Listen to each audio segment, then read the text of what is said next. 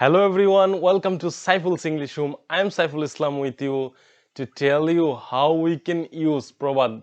আজকে আমরা অনেক ইন্টারেস্টিং একটা জিনিস নিয়ে আলোচনা করব। আমরা জানি যে আমরা আমাদের দৈনন্দিন জীবনে অনেক বেশি প্রবাদ বাক্য ইউজ করি, বাট এগুলাকে ইংলিশে কিভাবে বলতে হয় সেই জিনিসটা আমরা জানি না। সো আজকের এই ভিডিওর মাধ্যমে আমরা শিখব কিভাবে আমরা প্রবাদ বাক্যগুলোকে ইংলিশে বলতে পারি। আমাদের দৈনন্দিন জীবনে আমরা অনেক প্রবাদ বাক্য আছে যেগুলো আমরা ব্যবহার করি, বাট আজকে শিখবো ওই প্রবাদ বাক্যগুলোকে কিভাবে ইংলিশে বলতে হয়। So let's get started.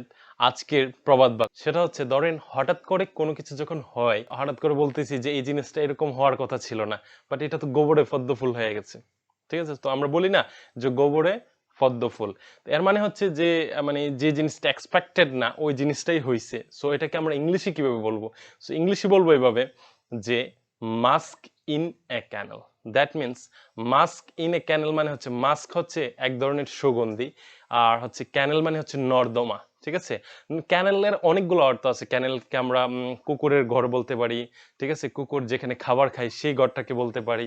That means এটা হচ্ছে কি একটা নর্দমা, যেখানে ময়লা আবর্জনা থাকবে। আর মাস্কের বাংলা অর্থ হচ্ছে কি কস্তুরী। কস্তুরী মানে হচ্ছে অনেক সুগন্ধি যুক্ত একটা বিষয় আর কি, যেটা অনেক মানে সুগন্ধ, যেটা দিয়ে আতর বানানোর কাজে ব্যবহার হয়। সো এটা হচ্ছে গিয়ে mask in a canal. That means হচ্ছে গোবরে পদ্ম ফুল ফুটেছে। সো গোবরে পদ্ম ফুল, এই প্রবাদটাকে আমরা এইভাবে বলতে পারি। ঠিক আছে, so number two, then we have number two. তো নাম্বার টুটা হচ্ছে আরো বেশি ইন্টারেস্টিং। ধরেন কেউ অনেক কষ্ট করছে, ঠিক আছে, বাট তাকে আমরা মানে অনেক সময় বলি না যে তুমি অনেক পরিশ্রম করতেছো, তুমি ভালো রেজাল্ট করবা। তারপর হচ্ছে যে কোনো কাজ করার জন্য তা আমরা কি বলি, তো তাকে বোঝানোর চেষ্টা করি যে কষ্ট না করলে আসলে ক্যাস্ট মিলে না, তুমি কষ্ট করতে হবে। ঠিক আছে, জীবনে ফাইট করতে হবে।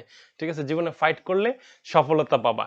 সো সেই ক্ষেত্রে আমরা কিন্তু অনেক সময় বলে থাকি যে no pains no gains. That means কষ্ট না করলে ক্যাস্ট মিলে না। সো কষ্ট করতে হবে। সো মানে সফলতার জন্য কষ্ট করলে সফলতা মিলবে, সেটা বোঝানোর ক্ষেত্রে আমরা এটা বলি যে কষ্ট না করলে ক্যাস্ট মিলে না। সো এটাকে ইংলিশে আমরা এইভাবে বলি যে নো পেইনস নো গেইনস। ঠিক আছে, সো তারপরে আমরা যেটা বলতে পারি number three, then we have number three. 3 নম্বর যে প্রবাদ বাক্যটা সেটা হচ্ছে যে আমরা বলি না অনেক সময় যে ধরেন আমার কাছে মানে আমার এখন নর্মাল একটা স্মার্টফোন আছে, তো আমাকে অনেকেই বলতেছে যে তুমি স্মার্টফোন একটা, তুমি তো আইফোন নিলেই পারো। অথবা ভালো কিছু একটা জিনিস বলতেছে যে তোমার ওই কাজটা করা না, তোমার এটা দরকার, তোমার ওইটা। তখন আমি চিন্তা করে দেখলাম যে এরকম না, যে আমার যতটুকু আছে এতটুকুই এনাফ। তখন আমি ওকে এরকম করে বলি যে নাইম আমার চেয়ে কানা মামা ভালো। ঠিক আছে, সো এটাকে ইংলিশে কিভাবে বলবো? তো এটা আমরা অনেক সময় ইউজুয়ালি অনেকেই আমরা বলে থাকি, আমরা আপনারা যারা ভিডিও দেখছেন এটা অনেকেই সবসময় হয়তো বলে থাকেন যে something is better then nothing. That means something is better then nothing মানে কোনো কিছু না থাকার চেয়ে, হ্যাঁ, মানে একদম কিছু আছে জিনিসটা ভালো। সো আমার একটা নর্মাল ফোনও যদি থাকে তখন আমি এটা বলতে পারি যে something is better then nothing. কোনো কিছু না থাকার চেয়ে আমার এই নর্মাল ফোনটাই এনাফ, বেটার। সো এটা হচ্ছে গিয়ে নাম্বার থ্রি। তো নাম্বার ফোর আমরা যেটা বলতে পারি, নাম্বার ফোর হচ্ছে ধরেন একটা খারাপ লোক অথবা একটা ভালো লোক। খারাপ লোক একটা অনেক বেশি খারাপ কাজ করছে, তো সে একটা খারাপ রেজাল্ট পাবে। আর একটা ভালো লোক, সে ভালো কাজ করছে, সে ভালো রেজাল্ট পাবে। ধরেন ভালো স্টুডেন্ট, সে সারাদিন অনেক পরিশ্রম করছে, তখন আমরা কি বলতে পারি? রেজাল্ট দেওয়ার পরে যে খারাপ রেজাল্ট আসছে ভালো রেজাল্ট আসছে, তখন আমরা কিন্তু এরকম করে বলি যেমন কর্ম তেমন ফল। তো যেমন কর্ম তেমন ফলটা আসলে কি, এটাকে কি বলে? ইংলিশে এরকম বলে as you sow so you reap। ঠিক আছে, so as you sow so you reap। তো সোটা হচ্ছে SOW, সো হচ্ছে গিয়ে বীজ। ঠিক আছে, ধরেন কোনো কিছুর বীজ, আর রিপ হচ্ছে যে ফসল কাটা। দ্যাট মিনস এটা বোঝাচ্ছে যে যেমন বীজ হবে তেমন ফসল কাটা যাবে। ঠিক আছে, সো আমি যদি ভালো বীজ দেই তাহলে ভালো বেশি ফসল কাটতে পারবো, এটাই বোঝাচ্ছে যে যেমন কর্ম তেমন ফল। তো আমরা আসলে আমি এই জিনিসটাকে এই জন্য ভেঙে ভেঙে বুঝে, এই জন্যই আমি ভেঙে ভেঙে বুঝাচ্ছি যাতে এটা বুঝতে সুবিধা হয়। আপনি যদি এরকম মানে ভালোভাবে ভেঙে ভেঙে না বুঝেন তাহলে কিন্তু আপনি বুঝতে পারবেন না সোটা কি জিনিস। সোটা হচ্ছে গিয়ে বীজ, আর হচ্ছে গিয়ে রিফ কি জিনিস, রিফ হচ্ছে ফসল কাটা। তো আমার যদি ভালো বীজ হয় তাহলে আমি অবশ্যই ভালো ফসল কাটতে পারবো, তাই না? সো সেটাই হচ্ছে গিয়ে আসলে প্রবাদ বাক্যর মূল থিমটা, যে as you sow so you reap. তো যেমন তুমি বীজ বুনবা ওইরকমই ফল পাবা। তো ভালো বীজ হলে ভালো ফল পাওয়া যাবে, সেটাই বলছে যেমন কর্ম তেমন ফল। সো দেন উই হ্যাভ, আমরা বলি না অনেক সময় যে বাপের মতো হইছে, ঠিক আছে? তো যেমন বাপ তেমন বেটা, ঠিক আছে? আমরা কিন্তু এরকম বলি যে যেমন বাপ তেমন বেটা। তো আবার হিন্দিতে এরকম বলে যে বাপ কা বেটা সিপাহি কা গোরা। তো এটার আসলে কিরকম হয়, এটা খুবই মানে খুব ইজি জিনিস। এটা সে হচ্ছে লাইক ফাদার লাইক সন।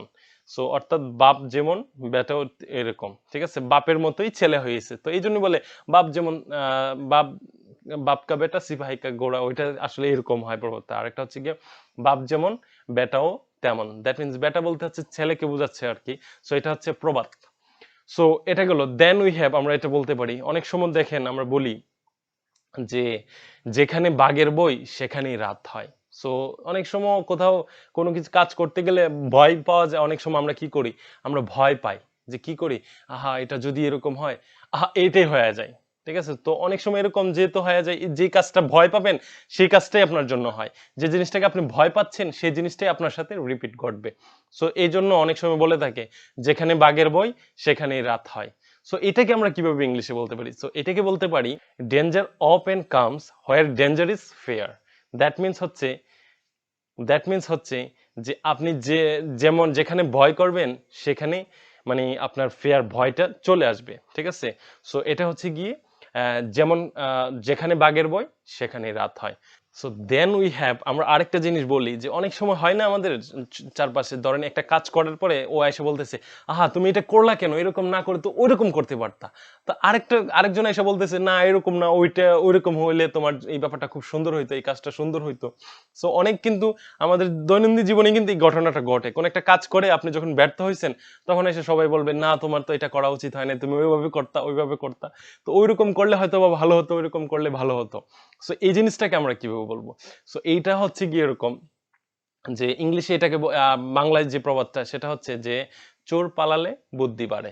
তো চোর পালালে বুদ্ধি বাড়ে আমরা কিন্তু মানে অনেক আঞ্চলিক ভাবে বলি যে চোর গেলাগা বুদ্ধি বাইরে, এরকম কিছু একটা বলে, ঠিক আছে? তো চোর পালালে বুদ্ধি বাড়ে, এইটাকে ইংলিশে কিভাবে বলবো?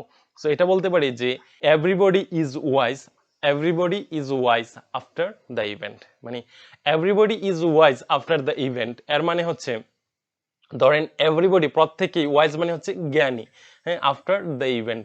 ইভেন্ট মানে ধরেন কোনো একটা অনুষ্ঠান শেষ হওয়ার পরে সবাই কিন্তু জ্ঞানী হয়ে যায়, এর জন্য এটাকে এরকম করে বলছে যে চোর পালালে বুদ্ধি বাড়ে। যখন চলে গেছে তখন বলতেছে যদি এরকম এরকম করতা তাহলে এরকম হইতো, এটা যদি করতে পারতাম এটা হইতো। তো এটাই হচ্ছে চোর পালালে বুদ্ধি বাড়ে, everybody is wise after the event. So আশা করি এটা অনেক বেশি মনে থাকবে, সবারই মনে থাকবে, কারণ এটা আমরা অনেক বেশি বলে থাকি। So then we have another প্রভাব, সেটা হচ্ছে ধরেন আমরা অনেক সময় বলি না যে ইট্টি মারলে পাটকেলটি খেতে হয়, ঠিক আছে? তো ইট্টি মারলে পাটকেলটি খেতে হয়, এটা আসলে আমি এটার প্রভাব, ইংলিশের প্রভাব যেটা, ইংলিশের যে সেন্টেন্সটা আমি সেটা জানি, বাট এটাকে আমি এক্সপ্লেন করতে পারছি না। সেটা হচ্ছে টিট tit for tat, tit for tat. টিট যেটা আছে সেটাকে আমরা বলতে পারি চামচিকা। টিট ফর টেট, টেট মানে হচ্ছে, টেট হচ্ছে গিয়ে তাঁত শিল্পের, মানে তাঁত দিয়ে কাপড় দিয়ে বোনা এরকম কিছু একটা, বাট এটাকে আমি এক্সপ্লেন করতে পারি না। যদি আপনাদের মধ্যে কেউ এটাকে এক্সপ্লেন করতে পারেন সো আমাকে অবশ্যই জানাবেন, কমেন্ট সেকশনে কমেন্ট করে জানাবেন যে টিট ফর টেটটাকে আসলে এইভাবে এক্সপ্লেন করা হয়। বাট এটার অর্থ জানি আমি, টিট অর্থ জানি, বাট টেট অর্থও জানি, বাট এটাকে আমি বুঝতে পারছি না যে এটা আসলে কিভাবে মানে এই কি বলে এটাকে, যে কিভাবে আসলে এটাকে এক্সপ্লেন করছে যে ইট্টি মারলে পাটকেলটি খেতে হয়।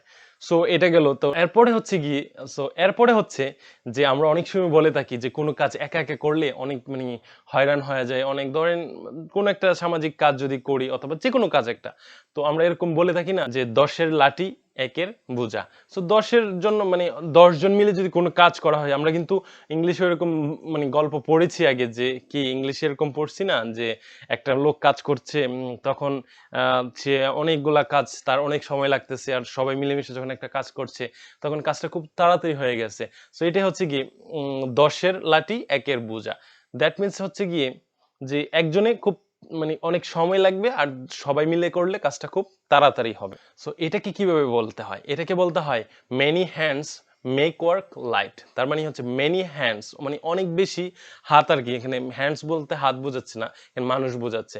তো many hands make work light, এখানে লাইট অর্থ হচ্ছে কি আলো অথবা এরকম না, লাইট মানে খুব তাড়াতাড়ি বা মানে খুব হালকাভাবে হয়ে যাবে এটা বোঝাচ্ছে। Many hands make work light. Make work light মানে হচ্ছে মানে খুব মানে তাড়াতাড়ি হয়ে যাওয়ার কাজটা আর কি। তো সবাই মিলে যখন একসাথে কাজ করবে কাজটা তাড়াতাড়ি হয়ে যাবে।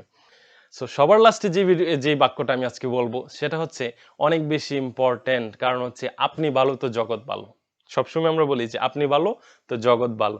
সো এটা কি আপনি কিভাবে বলবেন ইংলিশে? তো আমরা এটাকে ইংলিশে বলতে পারি এরকম করে, to the pure all things are pure. ঠিক আছে, to the to to the pure to the pure all things are pure. That means যদি একটা জিনিস পিওর হয়, আপনি যদি ভালো হন তাহলে সব ভালো হবে। এর মানে বোঝাচ্ছে যে টু দ্য পিওর, যদি আপনি সঠিক থাকেন, কোনো কিছু যদি সঠিক থাকে তাহলে সবকিছুই সঠিক হবে। এটাই হচ্ছে কি আজকে এ পর্যন্তই। আপনি ভালো তো জগৎ ভালো, এই প্রবাদ বাক্যর মাধ্যমে আমি শেষ করছি আজকের এই প্রবাদ সেকশন। তো আমরা সেকেন্ড পার্টে আরো দেখবো, আরো অনেকগুলা প্রবাদ বাক্য নিয়ে আসবো। আজকের এই ভিডিওতে 10টা প্রবাদ, এবং পরের যে ভিডিওটা আসবে নেক্সট ভিডিওতেও আমরা 10টা প্রবাদ নিয়ে আলোচনা করব। তো আশা করি সবার এই প্রবাদগুলো আপনারা ইংলিশে বলতে পারবেন। যারা প্র্যাকটিস করবেন তারাই বলতে পারবেন, এবং যারা প্র্যাকটিস না করবেন এটা আসলে বলতে পারবেন না। যে কথাটা আপনি বাংলায় বলতেন এটাকে ইংলিশে বলার চেষ্টা করবেন। দেন তখন দেখবেন যে আপনি খুব ইজিলি এই জিনিসগুলো আপনি ইউজ টু হয়ে গেছেন। যখনই আপনি ইউজ টু হয়ে যাবেন তখন আর এই প্রবাদগুলোকে ইংলিশে বলতে আপনার কোনো সমস্যা হবে না। সো আজকে এই পর্যন্তই। যারা আমার ভিডিওটি আজকে এই পর্যন্তই, যাদের কাছে এই ভিডিওটি ভালো লেগেছে তারা অবশ্যই লাইক, কমেন্ট, শেয়ার এবং সাবস্ক্রাইব করতে ভুলবেন না চ্যানেলটিকে, এবং অবশ্যই বন্ধুদের সাথে শেয়ার করবেন, এবং আমার এই চ্যানেলটিকে সাবস্ক্রাইব করে আমার পাশেই থাকবেন। তো এবং পরবর্তী ভিডিও দেখার জন্য আমন্ত্রণ জানাচ্ছি, এবং আজকে এই পর্যন্তই শেষ করছি। See you again in the next video. Till then, Allah Hafiz. Bye bye.